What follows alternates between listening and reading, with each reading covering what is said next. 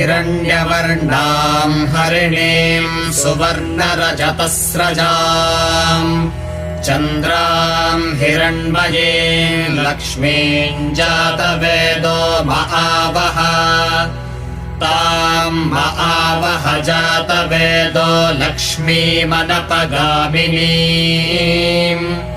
यस्याम् हिरण्यम् विन्देयङ्गामश्वम् पुरुषादहम् अश्वपूर्वाम् रथमध्याम् हस्तिनादप्रबोधिनीम् श्रियम् देवीमुपह्वये श्रीर्मा देवीर्जुषताम् कांसोऽस्मिताम् हिरण्यप्राकारामार्द्राम् ज्वलन्तीम् तृप्ताम् तर्पयन्ते।